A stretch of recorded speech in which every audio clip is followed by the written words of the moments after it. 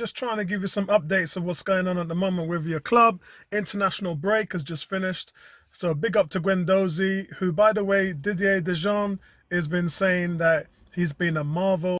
Paul Pogba got injured and had to miss out, and that's the reason why Guendouzi got called up. So he was training with the players on the national team.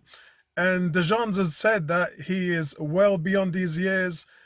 He's a quality box-to-box midfielder and he's very combative. But he's also warning Arsenal fans not to expect too much. Too late, because we already seen what he's done over the first year. Last year, he had a lot to pick up and learn. He's had a great preseason and he's come back. And this guy has been full tilt. For me, he's been the best player in the first 4 games of the season. And it's the reason why France has called him up.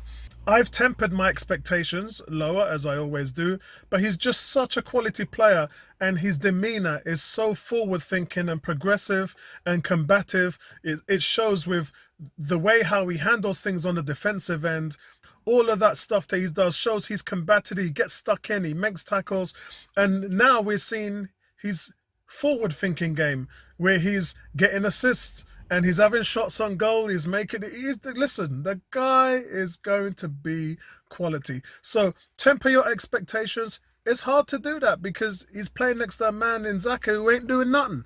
So I'm going to keep shouting from the top of the hill about my boy Guendouzi, and hopefully one day he'll be able to wear the captain's armband. That's what a real captain should be doing. So done away with that, Mr. Deschamps. Scream and holler about the boys' expectations, because I think he can become one of the Arsenal greats, European greats, and one of the French greats. And right now, France is the top team in the world. They don't win the World Cup.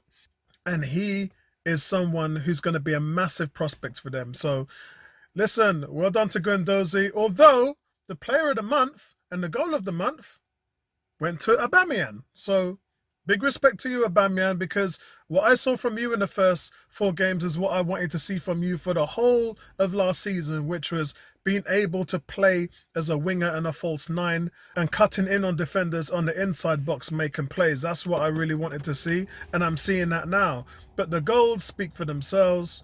You're just doing exactly what I want you to do, and while you're doing that, Pepe can do what he's doing on the other side and Lacazette through the middle. Moving on to Pepe, it's been said now, it's official. The news of the Arsenal penalty taker is not Aubameyang, it's not Lacazette, it's not Xhaka or anybody else in that respect, it's Pepe. And I talked about this before. The man has taken 11 penalties and converted 10 of them. Not only that, but he was brought down 9 times for a penalty last season, which is for Lille, which is more than anybody in Europe. But he's converted 90.9% of his chances. He's dead-eye. And if he's anything like Harry Kane, I'll take it. Although Harry Kane taking a penalty is like Alan Shearer. That's what they're good at. Anything else outside of that is just a waste of time. But anyway, listen, man. Big up respect to Pepe anyway. You're going to be our new penalty taker, and that's going to just give you more props throughout the year. Because, listen, I'm not happy when I see that man taking penalties for Arsenal. Lacazette doesn't hit it with pace, and Aubameyang, he doesn't just connect with the ball right on from the spot. I don't know what it is. He just doesn't have that connection with the ball on the spot. Everywhere else he's lethal, but when you put the ball on the spot, he just can't lick it the way he's supposed to.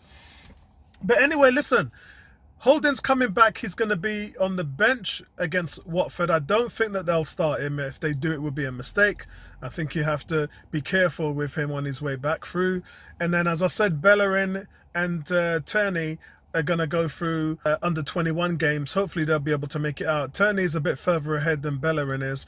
But all it spells is that we're hopefully going to have a full team come October, which is really what we want to see. You've got 3 weeks now to get those guys up to fitness and move into that crucial part of the season where we're going to start playing some games and we got to put a streak together. Listen, after Liverpool and Spurs, I want to see Arsenal go on a run. I'm expecting now a good run of 10 or 15 games where they just throw it all out on the line and all these new players are integrated into their roles. And those are the games that you can carry Xhaka through, because you don't expect nothing from the brother. And if you're playing the mid-table teams you know, it doesn't really matter whether he's not pulling his weight, because your quality as a team should get you through. It's only really in the big games. But that's it from me, guys. Listen, big up to you. Hope you guys all enjoyed international football. I'm not really a big fan of it because it just doesn't excite me. International football is very slow. It's not as fast-paced and impactful as club football. And over the years, I've just become numb to it. Unless it's the World Cup or the Euros, I just don't really deal with the friendlies. I don't find them exciting. I find them boring. And for me, Jamaica ain't made, you can see me wearing the Jamaican colours right here. Yeah, Jamaica ain't made the World Cup in a long time. So I'm kind of like, yeah, you know what? I'll cheer on England. I really love the club and the European football the most. I just don't think international football is that exciting anymore. But anyway, that's just me. Let me know your thoughts in the comment section below. I am a stone throw away from hitting 1,000 subscribers, which I'm probably going to do in the next 24 hours. So listen, I appreciate the love and support from you guys. It's just a blessing having you guys along for the ride, and I'll speak to you later. Peace.